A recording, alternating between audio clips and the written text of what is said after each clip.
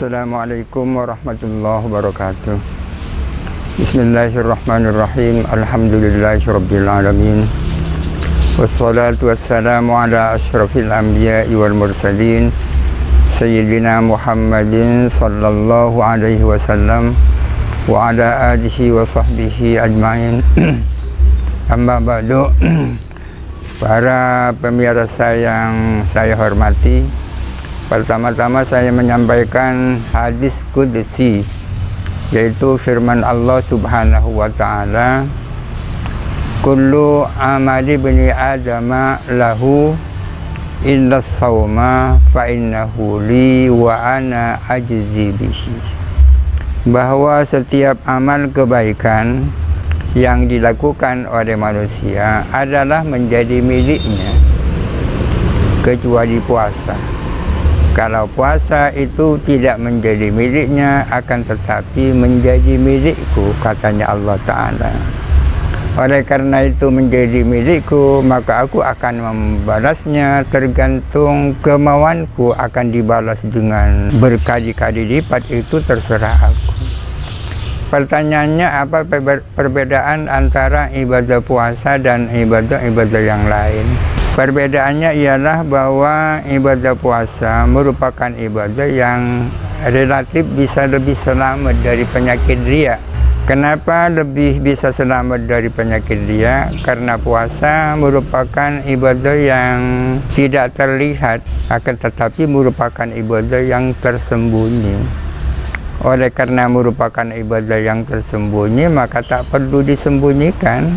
Tidak perlu orang mengatakan saya akan melakukan puasa dengan sembunyi-sembunyi agar supaya saya tidak riya. Tak perlu. Karena tidak akan ada yang tahu bahwa saya ini berpuasa atau saya tidak puasa. Apakah berarti puasa ini adalah ibadah pasif?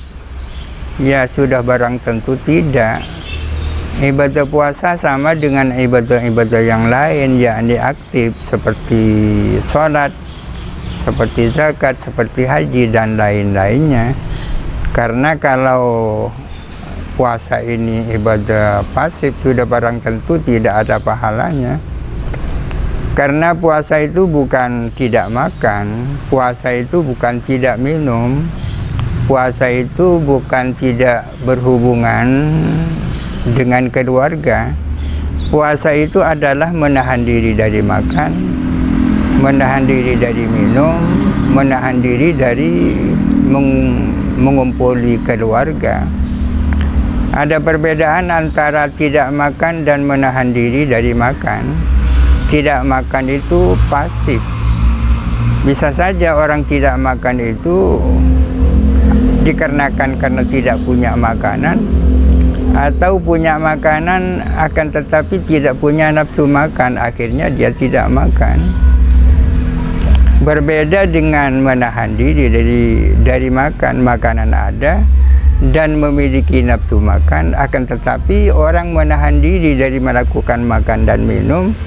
Kenapa menahan diri? Ya karena lillahi ta'ala, ingin mendapatkan ridhonya Allah Ta'ala.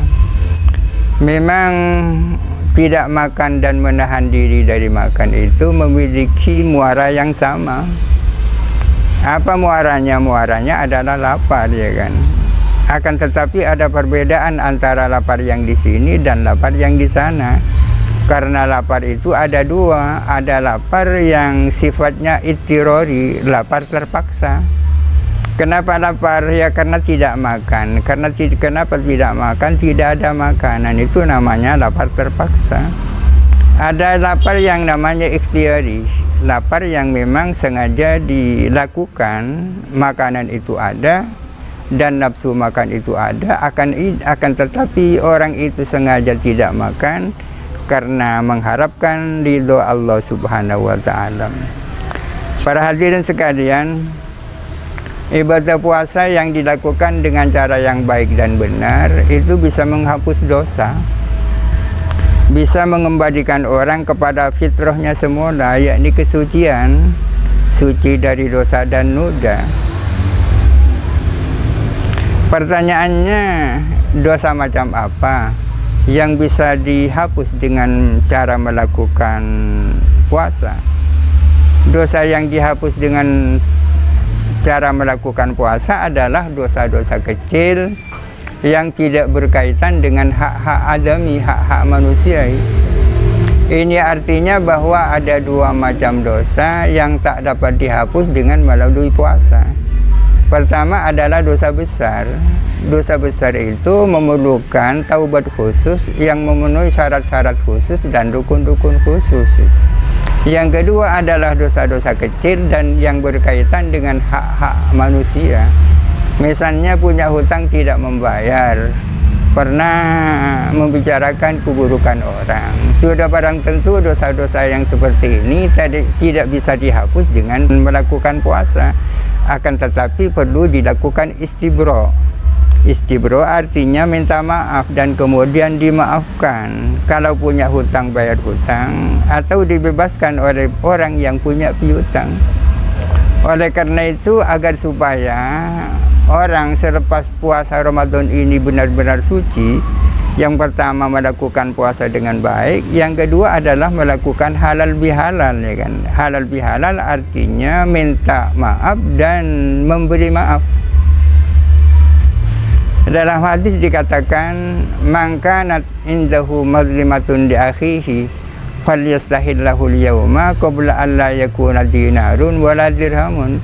Barang siapa yang merasa punya dosa kepada orang lain, maka hendaklah dia minta dimaafkan, minta dihalalkan sekarang juga, yakni selama masih hidup di atas dunia.